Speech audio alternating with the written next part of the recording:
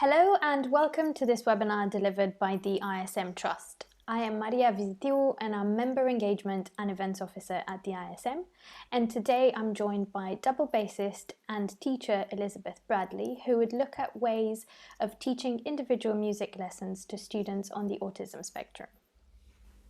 Before we begin, I have a few points for you. You should be able to see us and you should be able to hear us, but we can't see you or hear you. If you experience any technical difficulties such as sound quality issues, please let us know in the chat box and we'll make attempts to resolve the issue. The webinar is being recorded and will be available to view on the ISM's website at ism.org/webinars. If you have any questions, please let us know in the questions box and we'll attempt to answer as many of them as possible at the end.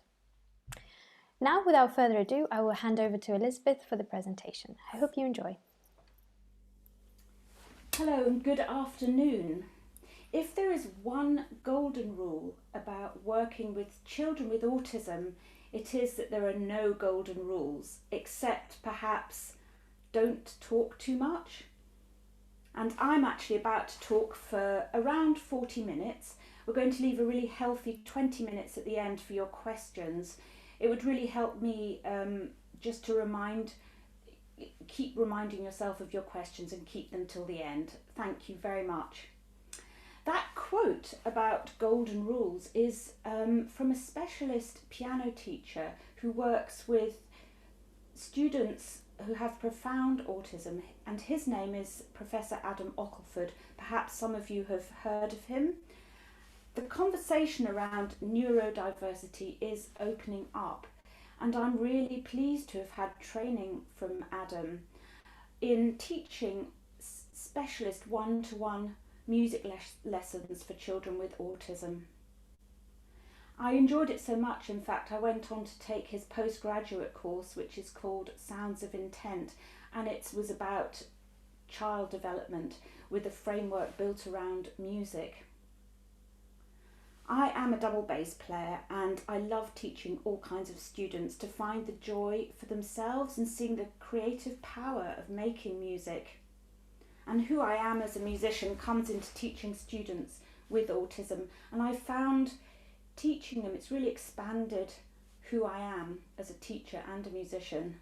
So if there are music teachers listening here today, I'm sure you find creative and interesting, effective strategies to help all kinds of students. So what I'm sharing today is from my experience and my specific training, and it will have a string playing bias, but I hope there will be some insights in it for you too.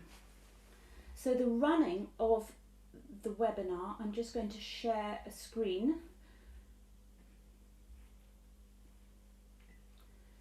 Will be this. I'll have two shorter sections, so what characteristics are described within the term autistic spectrum, and then how and why one-to-one music lessons are so valuable. The main section I've called Listen, Listen Again and Look, and it'll explore some practical strategies to teaching a musical instrument. We'll finish with a coda, an example of a possible student profile, and then, as I said, time for questions. So perhaps some of you here today heard the previous ISM webinar given by Ben Lunn, who's a composer, and it was about 3 weeks ago, and he gave a really fully comprehensive history of what that term autism is and where it has come from. It took us through quite a lot of negative associations and of that particular label, right up into more recent definitions. In 1993, the World Health Organization described a set of characteristics that belong to being on the autistic spectrum, and also more recently the American Psychological Association had a similar set of characteristics in 2013. They are very broad and it covers everything from Asperger's to profound autism. When I did my in-service training at Junior Trinity, I found this image really helpful to understand the perception of someone with an autistic spectrum condition. So it's where they see real details, like a stained glass window, but the picture as a whole doesn't make sense. This is a visual image, but I thought it's possible to transfer the idea to sound and hearing, auditory perception. So it can be any kinds of sound, details of sound. Sources can be non-musical but might be pitched. So for instance, a light or planes, cars. And then it can be to notes of different pitches with different timbres, patterns of notes and rhythms.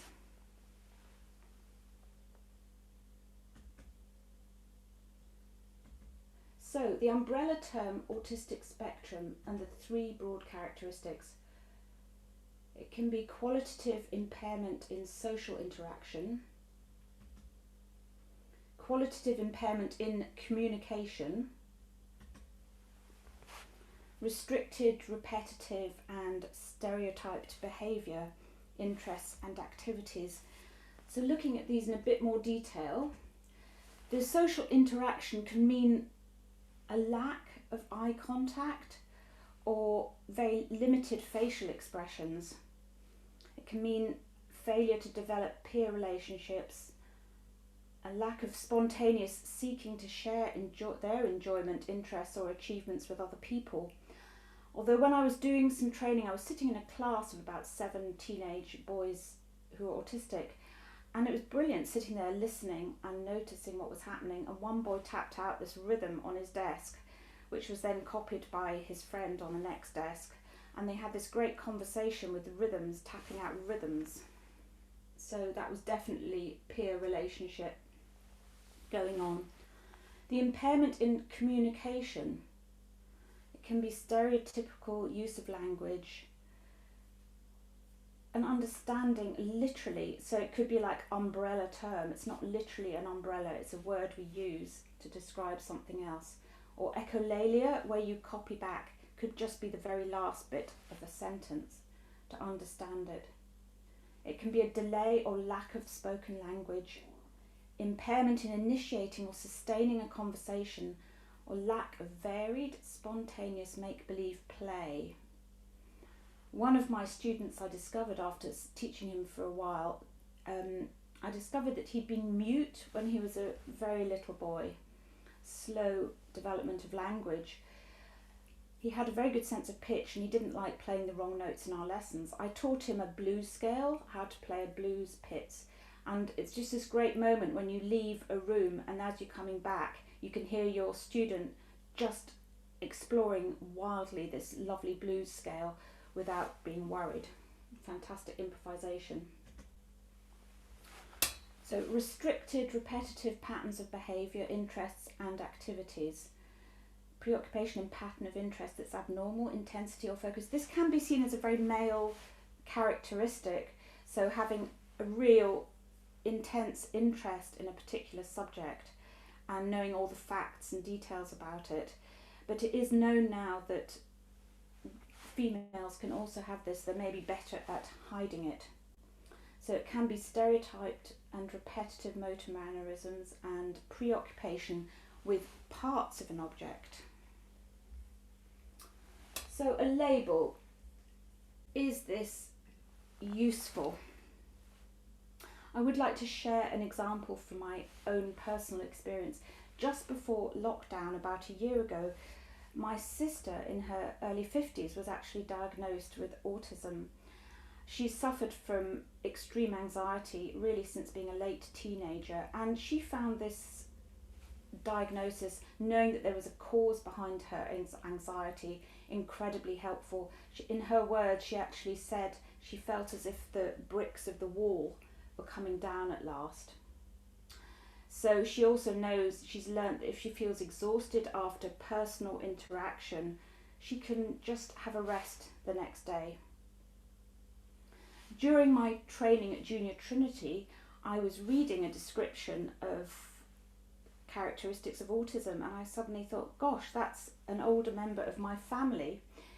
This person would be described as high functioning autism, but unlike my sister, this person doesn't like the label because it's considered reducing the person to a set of characteristics rather than seeing the whole person. So it's an important point to think about, and also makes another point that, like my family, there can be familial patterns to being on the autistic spectrum. So why music, and one-to-one music lessons in particular? Why are they so valuable? Like the image of the stained glass window, we use a lot of visual cues for learning, but it doesn't take account of the auditory processing abilities for autistic spectrum students. As I said, there can be incredible attention to detail of sound, and it can develop into an interest in music of all kinds, which can really lead their engagement and enjoyment. 1 in 20 who are autistic develop absolute pitch, so it's also called perfect pitch, so where you exactly know which note you hear. And it's a similar proportion, or the same proportion as found in professional musicians. And this contrasts with the percentage in the overall population, which is 1 in 500. In his book Music, Language and Autism, Professor Adam Ockleford says that one thing is sure to help the development of children, and that's systematic and sustained learning. As we know, one-to-one music lessons can really provide that, as it follows week to week the whole of the child's development. With the one-to-one interaction, the teacher can closely follow progress. This is harder to sustain in the classroom music, and also there'll be less detail in building skills. Also, having one-to-one music lessons, learning an instrument, joining up those patterns that you like, it provides a real sense of achievement. So now, the main section. Listen, listen again, and look. Enough talking, I'm going to just get my bass.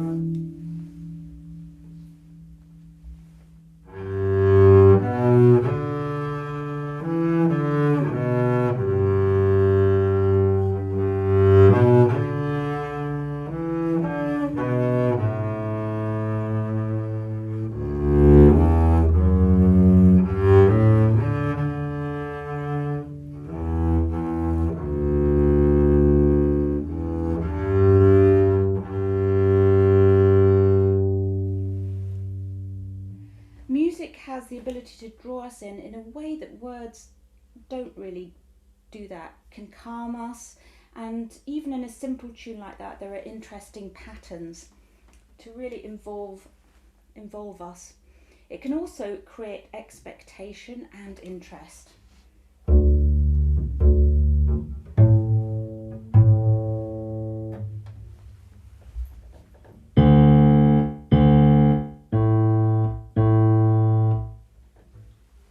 They're the same notes, double bass and piano, different timbres, and beginning a pattern you might recognise, but it's really important to start any lesson with this idea of listening. Listen again and notice.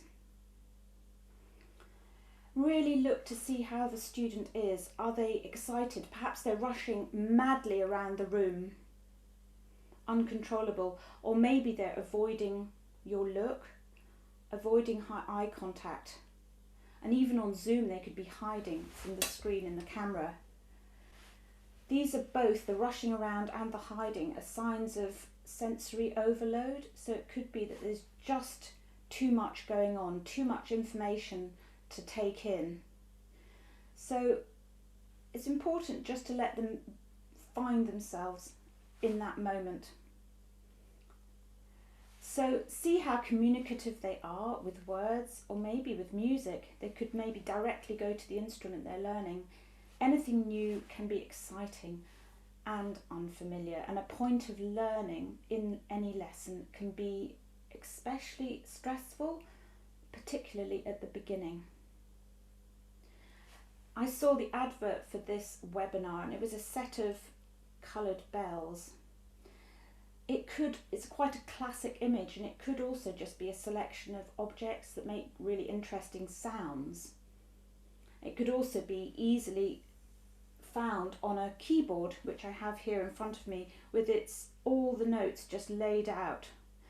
It's very unlikely that a child will find a mini bass and start teaching themselves how to play a double bass, but they could have access to a keyboard and they could learn themselves. They could pick out tunes, and it's like, because the keys are all laid out, notes are individual and they sounds, and they can become friends. It's really worth spending some time finding the right instrument, because it could be unusual, like the double bass, trombone, clarinet, but finding the sound quality the child enjoys. And as I mentioned, this strength of perception, detail of sound, pitch and timbre, love of pattern and memory of pattern can really lead to that child's learning. So listen again and look. The child you have with you will be doing this intently, finding sounds and notes that are theirs to enjoy. So it's always worth to keep returning to something simple that they can do, not too many surprises, and then one short new item until it's recognised. I taught teenage boys short one-to-one sessions in a special needs school, and they hadn't had any individual music lessons before, and I used an electric keyboard they had, and also Thumb Jam, which is an app on iPad. And very quickly they'd found scales and were really enjoying seeing what happens going up and down the patterns of the scales, and we were doing some nice improvising with that. So music is logical and have that slide. So music is both logical and intuitive, and as instrumentalists know, that's combined in the elements required to play a musical instrument. In this next section I'll be looking at those elements and specific strategies, so physical, oral skills, memory, so it could be recognition by sound or it could be recognition on the page, and that's visual, or a recognition of a tune they've heard and they want to play on the instrument. So physical, let me just escape.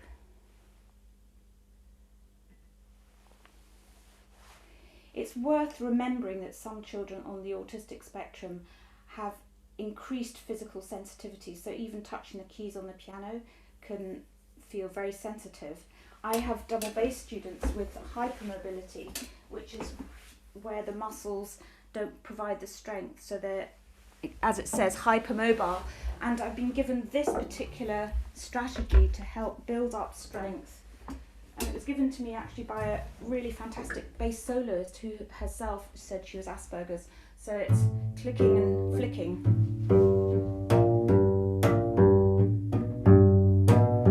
and you can do that obviously all over the bass, or transfer it to another instrument.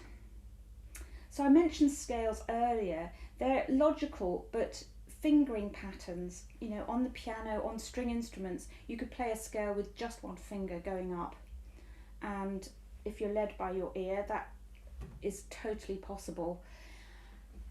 As an example, recently I was teaching a postgraduate student how to teach, and she told me her story of learning D major scale, which is one of the earlier double bass scales. So that top note, D, we finish on a fourth finger. And she said when she was asked, next to play that same note with a different finger. So it could have been first finger, second finger. She had to go away and really take her time to think about this. It was a huge challenge for her. She'd made friends with that note, with that finger. And the teacher was asking her to do something different, so that was a challenge. Another aspect of that, so that was one note with one finger, is, it's the same note but could be played in different places on the bass. So for instance,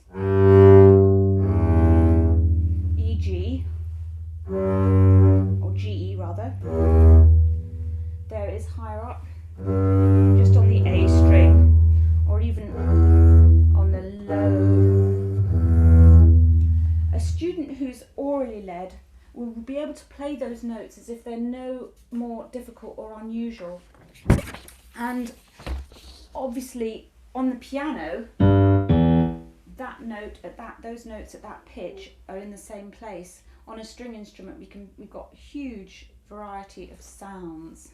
So as a teacher, it's our job to find more conventional fingering and appropriate patterns. So strategies for doing this: you could sing the finger, open, 1. So probably sing it without playing, open 1. Or if you're doing a scale, 1, 4, open 1, 4.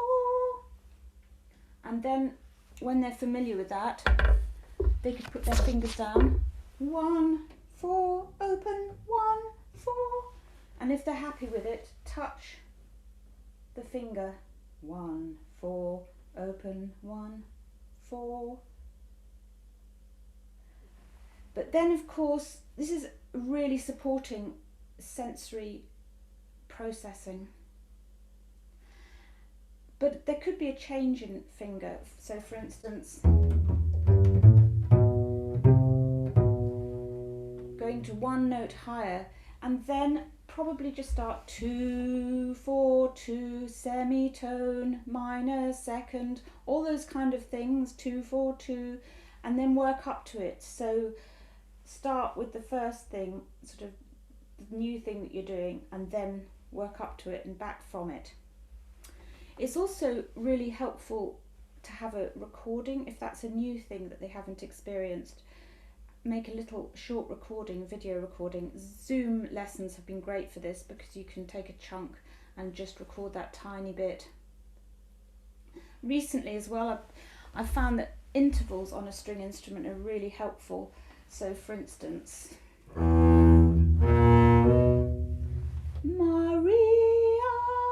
really thinking of that. So that's in the same hand position. But if you were to play minor sixth, just being aware that something like that might have to be pointed out, really being clear and really noticing what you need to be clear about, obviously. Also, if there's a new fingering, it's worth reading it before that little chunk, reading it before playing, giving them time to read this new fingering. And it is true that extraordinary fingering isn't going to suddenly disappear. There might be just a sense that, well, I can play that note in any place. So it's building up simple ways of why you decide on this fingering or the other fingering. So next we're going to do visual tracking music, but as this is a sort of physical section, I thought it's also important to know that students need some physical downtime. So I'm going to encourage you to do the same. Go and get a glass of water and maybe just do a few star jumps just for a minute, and we'll come back and we'll carry on. So thank you, see you back in a minute.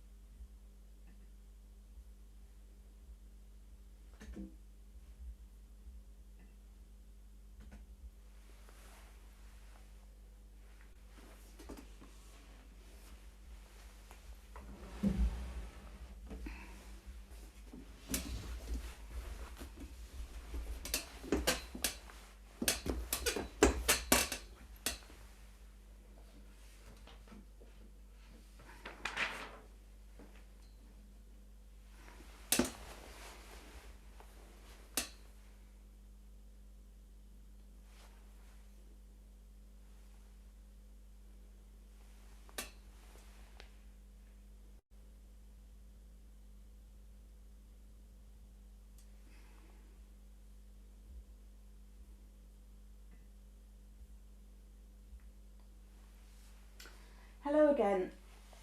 I said we were going to do visual and tracking music. I can see that the time's going by really quickly actually. So when I was researching this, I had heard about a system called figure notes, where notes are represented by a coloured symbol, and the octave higher is a different shape. I haven't actually used this, but it could be adapted to different instruments. I have used a representation of the fingerboard with notes written on that are the same as the notes on the page, and also expanding the size of the music. It's worth also checking the marks on the page, as students can be very, very literal. At the other end of learning, I taught a student grade 8 scales. So E major is a huge long run of notes which can be confusing to read and confusing to track. And so I wrote them out like this, where E is marked, the tonic is marked, because the student would hear what the note is, but actually just needed to know exactly what finger he was going to play. So let me just stop that. A more advanced aspects of playing, so sort of choosing, is important to enable the student to develop. Often autistic children will find it really hard to make choices, so why is something more important than the other? You know, wanting to do everything, not having to leave something out. So that can apply to which scale to play, which piece, establish an order maybe, but not too fixed. And mentioned, compared to fingering, it can apply to that, and it could be, you could get them to really listen to what sound is perceived, whether the phrase is ascending or descending, and also in dynamics. So a forte isn't just a fixed thing, and students can lose connection with their bodies. So when they're playing forte, it's really important to get them to connect with where their feet are on the floor and to experience what that feels like. You can even give that a number, possibly a number of that connection. I went through one piece with a student and she gave numbers to each different dynamic, different gradient. She said she enjoyed this and said it really helped. When teaching aspects, advanced aspects of playing, such as vibrato, it's good to have 3 different styles. So for instance, it could be a really slow, which could be described as a slow ferry coming out of, going off to the Isle of Man or something, or it could be a very fast, shrill Japanese flute sound, or the one in the middle, a tenor singing. So find examples that they find relevant and make it really clear so they can choose the one that they were going to learn and play. So as mentioned on new learning, recording a segment is very valuable for them to hear, copy and learn from. And one aspect of this can be the preparation that you need before you play. Because if you ask a student to go from bar 10, they'll leap in and play it. So you could have a mnemonic. It can be really useful, like prepare to play, PTP, just nudging them with a memory of what they need to do. So for wind players, I can imagine this prompt is particularly good for preparing to breathe, and it can be used for really tricky and persistent things. So here are the ideas.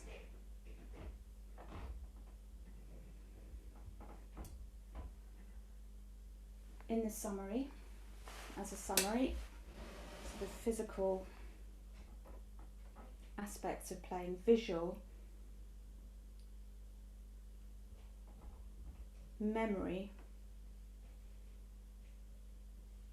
new learning, and all of these support learning in different sensory ways and play music with them. I asked Ben, I mentioned he's a trombone player, and I asked him what he liked and what happened in his lessons, and he said it was very clear the thing he loved are the duets, playing music and choosing pieces that he really enjoyed, so swapping parts. Also, another part of this is encouraging performance experience. So when they're ready, help them organise moving equipment, maybe go and visit the place where they're going to be playing, make sure they know where to stand, be in their positions, and when they're ready, encourage them to introduce the piece, maybe with a story about the composer or about the piece. So in a group performing situation, being huddled together for ages before a performance is not a good idea. I saw a student once in a school project pacing the playground, almost seemingly lost in his own world, and then he got up on stage, joined his band and sang absolutely brilliantly.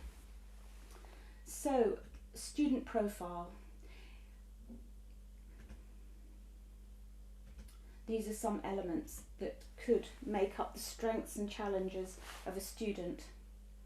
So even though they're very quick to learn, it's important to encourage disciplined learning. So yes, doing it in chunks, little bits of new material rather than just try and read the whole thing. So if they tire easily, as we did, either warm up, but then also the breaks, star jumps are great. And the strategies to help learning, positive feedback and encouragement is imperative. And I mentioned briefly the task analysis, so that could be something as simple as taking your instrument out of the case and putting it back in the case afterwards. Really doing that thoroughly and clearly so they know what's expected. And it could be, for instance, the top of that scale, just finding that top note and then the next note, and then going backwards and then back up to the top note in very short chunks.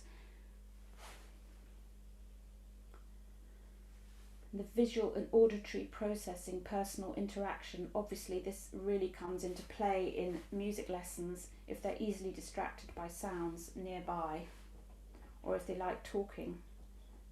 It's important to limit it.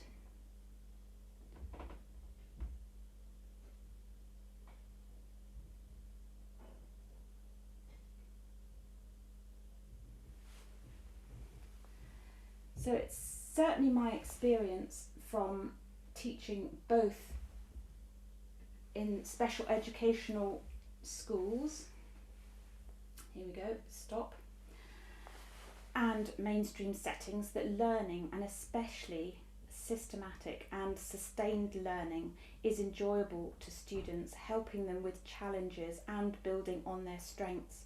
Music communicates in a very safe way and is undeniably a social experience. So thank you for listening. I hope you found something useful in this webinar, and please do now ask questions.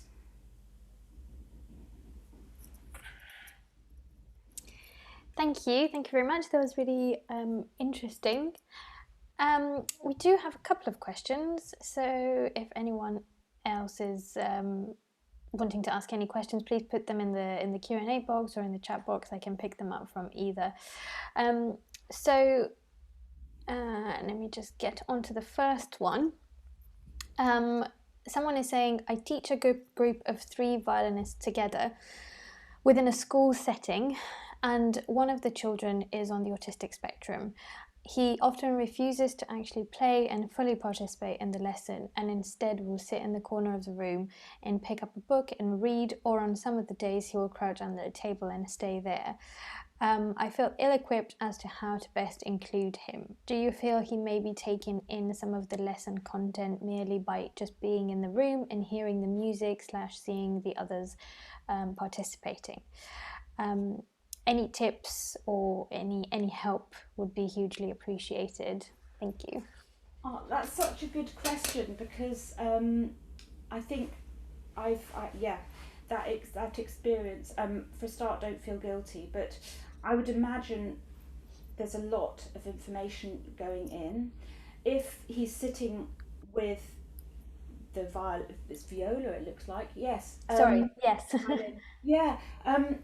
You know what? That's as good a start. And if you include him with the information that you've, don't ignore him. Let him come to you when he's ready, I would say. And you can even say to him, oh, this is what we did this week, and make sure, because if you do that, then you feel like you've passed on what you've been doing, and if you had a second just to even sit with him and let him play probably the open strings, or, so really making friends with that instrument, it's really good. Or maybe he's known about a piano or something, maybe he can find the same notes on the piano, but definitely don't feel guilty, and let him just be and sit with that instrument, and you might be surprised what happens. But yeah, I hope that was helpful.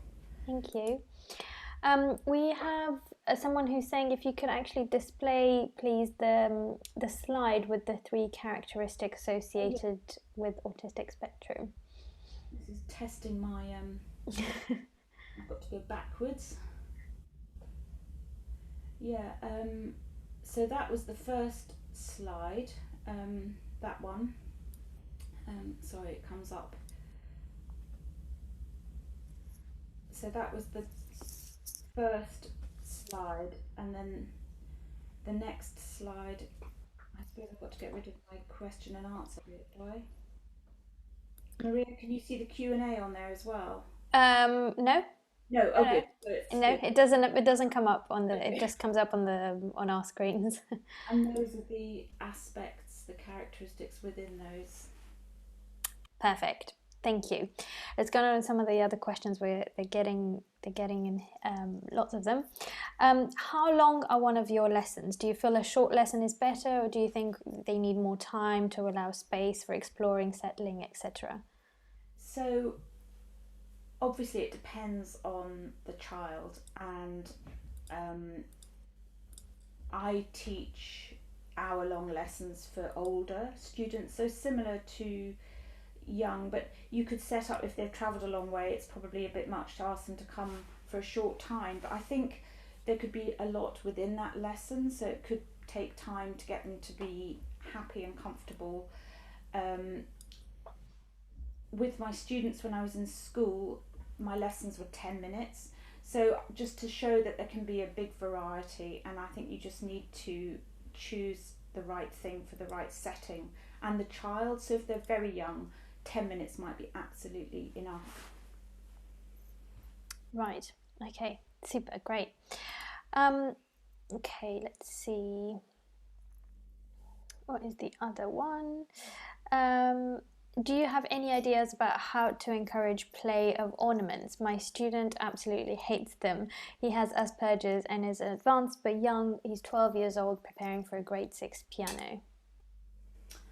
Oh, that's a really detailed question. I'd be interested to know why he hates them. Is it just because it's too busy, or it's too fiddly, or it, it's a bit like, well, this behaviour, there's a sort of reason for it. So if it's almost like making a game out of it. So you could, say, well, there is this note, but you can do a semitone higher, and let's just see. And so just rather than make him do all of them in that particular piece at any one time, again, just take one little thing and let him explore what that actually sounds and feels like. And maybe it'll remind him of something or a particular sound. So I would just do it gently and in a tiny way and see what happens.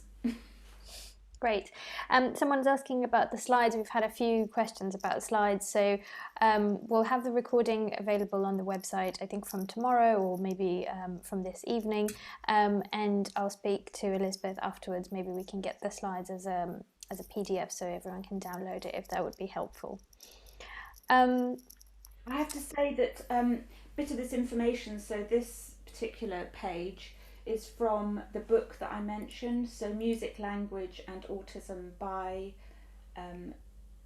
Professor Adam Ockleford.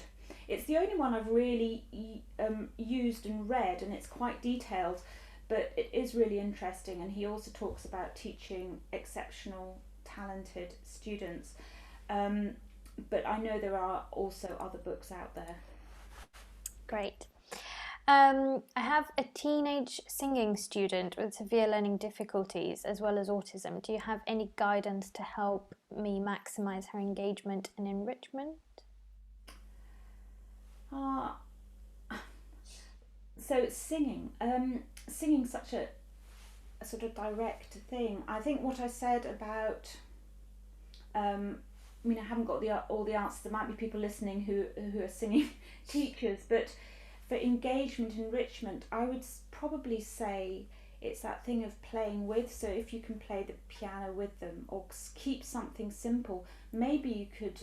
I mean, I worked with a severely autistic girl, and I was just playing a pattern on the bass and singing notes and leaving space so that she could find. And it was amazing. She was a girl who didn't have words, she didn't use words, and she was singing because of just the small group of notes that I'd chosen and just repeating, and it just might take time. So it could be a mixture of that and actually doing songs that are really familiar and fun, but setting up a pattern and just leaving space and see what happens.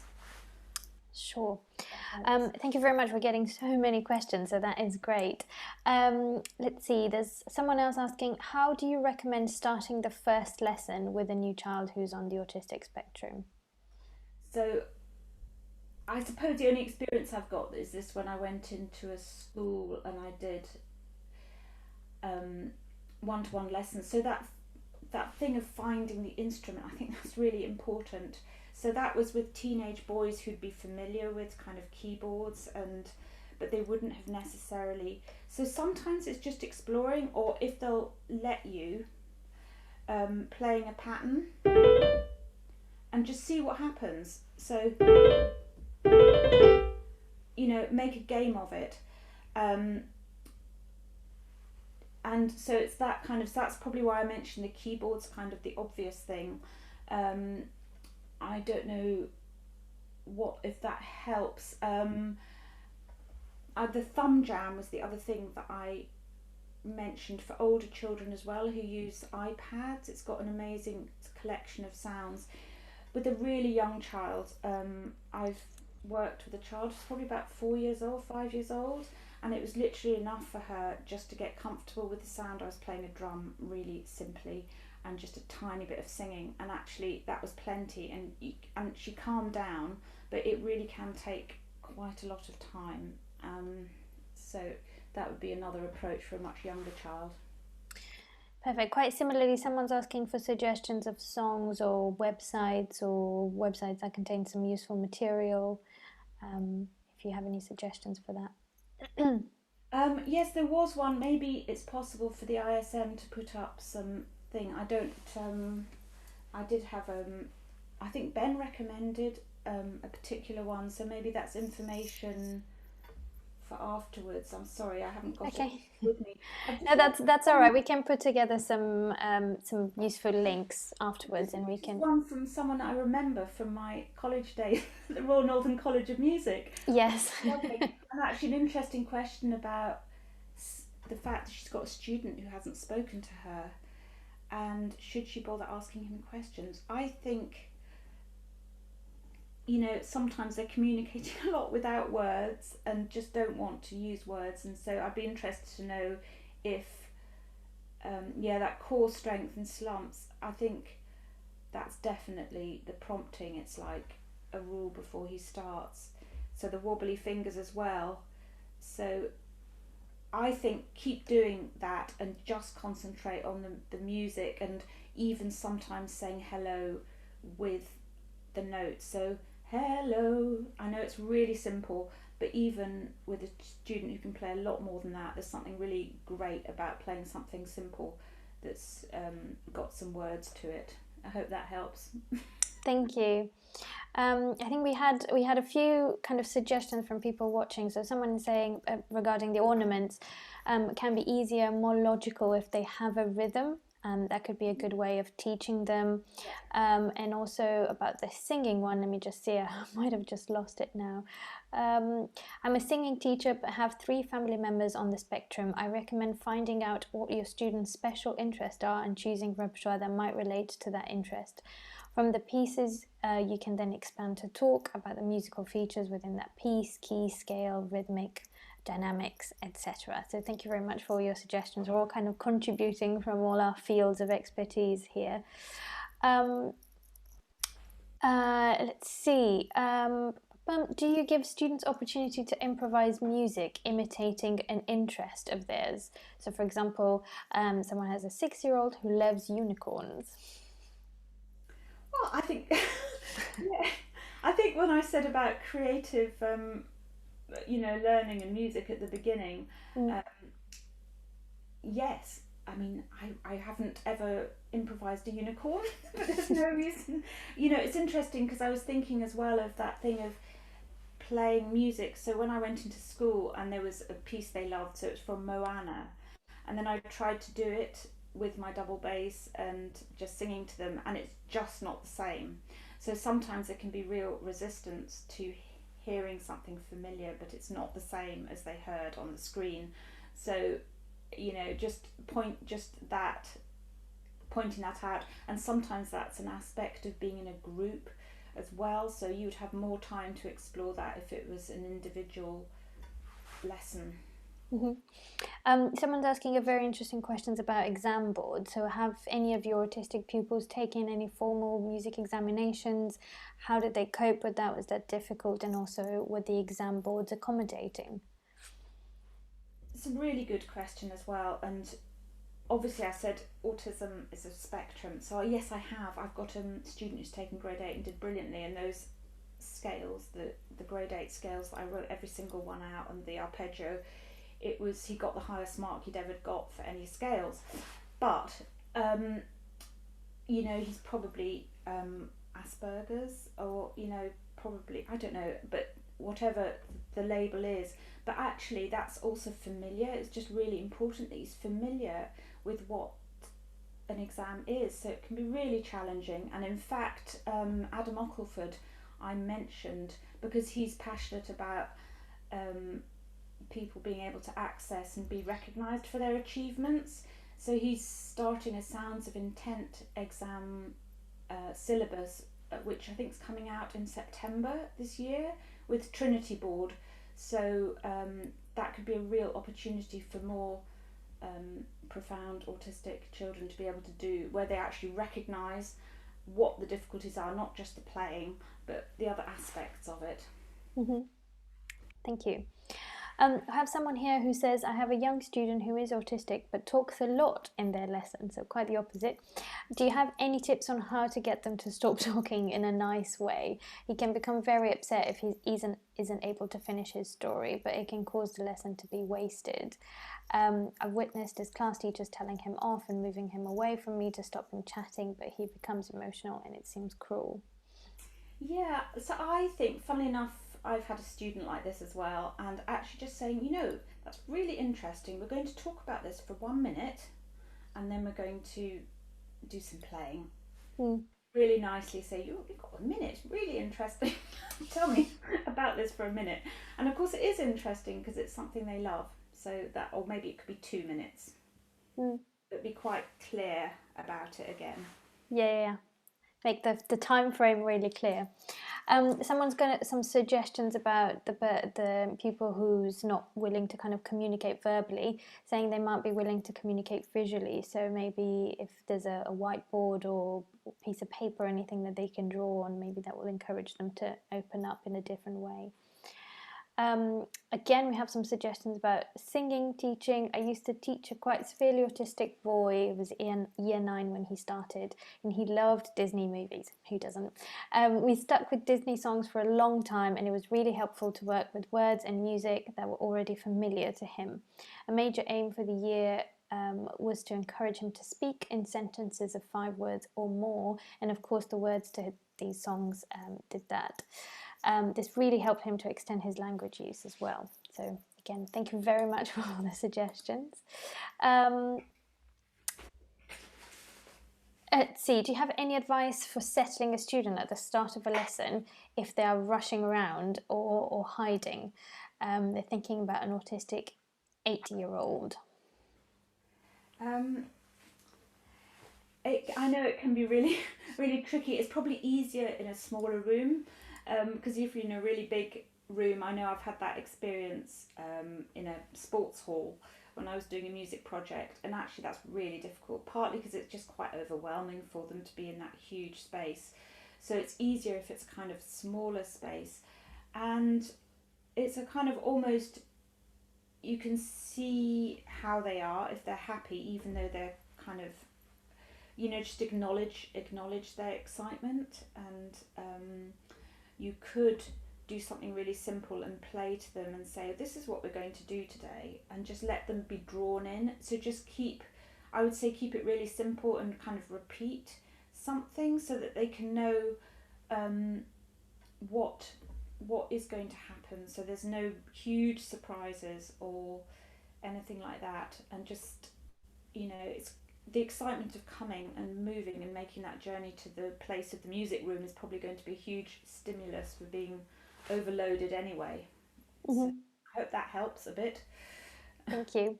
Someone else is asking for some help in teaching notation. So, for example, they have a student who's happy to sit at the piano and has started to try and read music, but sometimes gets a bit stuck when it comes to reading notes and rhythms at the same time. So, do you have any recommendation for teaching notation? Well, only again by sort of breaking it down, and I think these are sort of things that almost you do with neurotypical, neurodiverse students as well. That if you can, so like just do the rhythm, um, and repeat something. So maybe just write like I did for the musical notes. So you've literally just got that for the rhythm, and then do the notes and really get them to maybe show physically where the note, if it's going up or down, or so find different sensory ways of exploring it. I hope that helps. I'm sure there are probably things out there that are also useful. Um, I'm trying to think. I think the rhythm thing can be really complex, can't it, on a page?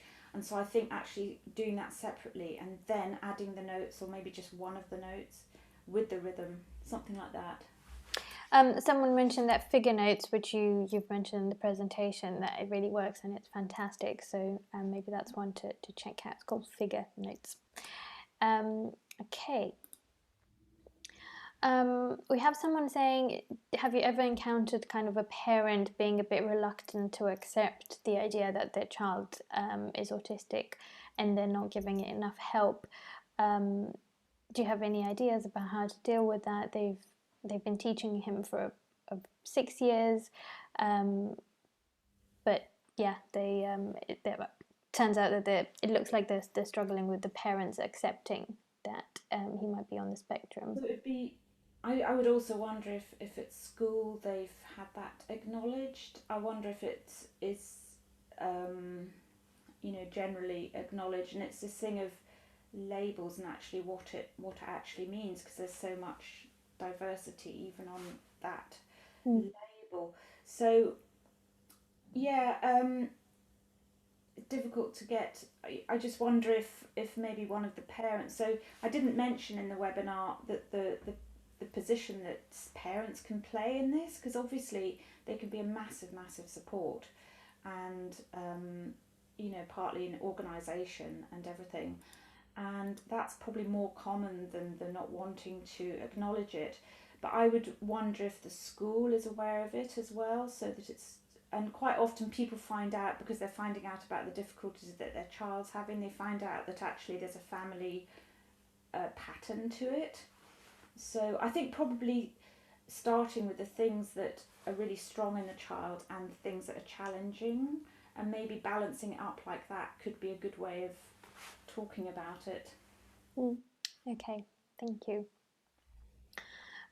Someone's suggesting sand timers can be a useful thing if the student is really chatty and talkative. You can say that When the sun goes down, that's it. We're going to play some music. So thank you for that suggestion. Someone's asking a bit more details about the sound of intent framework, using it in your lessons. Would that be something you can advise on? Yeah, I haven't in my teaching double bass lessons. I've done it in when I've done a bit of keyboard playing. Um, but if you want to look at it, go and look at the website, Sounds of Intent website, and it's connected to the University of Roehampton. There's a lot of information on that. Great. Let's see. We've had the question about notation. Someone also was asking, so we've responded to that. Someone says they're teaching saxophone, and sometimes to autistic pupils they might find that too loud. Do you encourage ear defenders? I'm guessing that would definitely be a yes. I think, yeah, but presumably you can get some kind of way that isn't too much, you know, so you don't want them not to be able to hear at all. Yeah, But yeah, yeah. you know, that's, and interestingly, if you go to, you know, you can, sometimes it's just a huge comfort to have less auditory. So that's kind of what this webinar is about, isn't it? Is to be able to, you know, experience it but without struggling. So often high sounds can be very painful as well. Yeah, yeah. I mean, I'm a flute player, and Yeah. piccolo can be quite piercing. So, I haven't yet had um, anyone who kept minds about the double bass, so maybe this is the perfect instrument. okay. Let's see. We've seen that.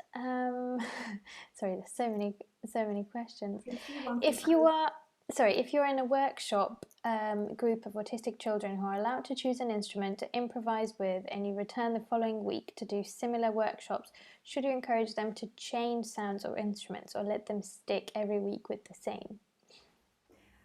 So if you're in a of um, group of autistic children, it can be really complicated because some children will not want to play and touch instruments anyway, so you have to kind of do it surreptitiously, or so it would be, I think you need to try and remember and maybe see, so the first week you sort of see what child likes, and it could well be that that's the only instrument they want to choose. So I think you could, there's so much you can do even if they stay with one instrument. You can do different things on that instrument, or I would probably do it more that way round than expecting them to change week to week.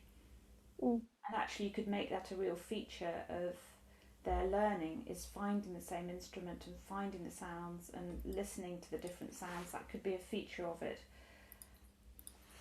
Great. There's another question. If you're in a group setting and you teach without a teaching assistant, to what extent do you concentrate on the student who's not participating, or probably and being possibly disruptive, if that might impact the rest of the group?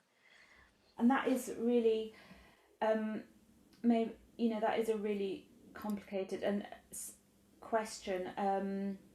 How, to what extent do you concentrate on the student?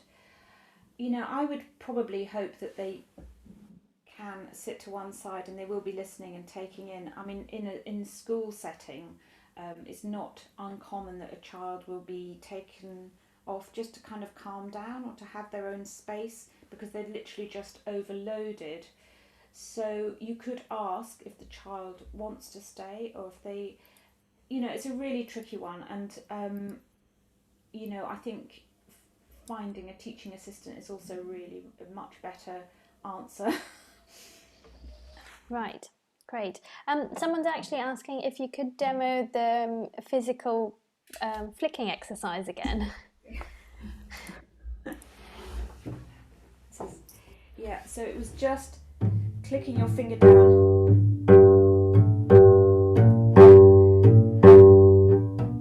On double bass, you just tend to have, well, you just use those, but of course on a violin or cello, you use your all the fingers. Mm. So that was for hypermobility, but it really does build up strength, but you probably have to do it for a little while each time. Right. Lovely, thank you. I think we've covered most of them. If there's any questions that we'll uncover afterwards, we'll send them to Elizabeth and we can get back to you. So thank you very much for all your questions. Thank you for the inspiring webinar. We're coming up to 3 o'clock, so yes, thank you very much for tuning in. The webinar will be available on the ISM's website from tomorrow, so that will be at ism.org/webinars. And then before we finish, there's just one more thing from me. If you haven't booked your ticket already, don't forget that the ISM is hosting its free online conference. It's called Building for the Future, and it's for musicians, teachers, and music professionals. And it's on Saturday, the 24th of April, and it will be from 10 a.m. to 5 p.m. We'll have expert panels that will examine the key issues of today and professional development opportunities, and the conference will also feature musical interludes from diverse genres and an exclusive interview with Chichi Nwanoku, OBE. You can find out more about this and book your tickets at ism.org/future. And I will also add that link in the chat. If you just bear with me 1 second. There you go. Okay, so I believe that's kind of all from us. Thank you very much for attending, everyone. We hope you enjoyed. Thank you again, Elizabeth, for an inspiring webinar, and we hope to see you at another ISM event soon. I hope you enjoy the rest of your afternoon. Goodbye. Thank you.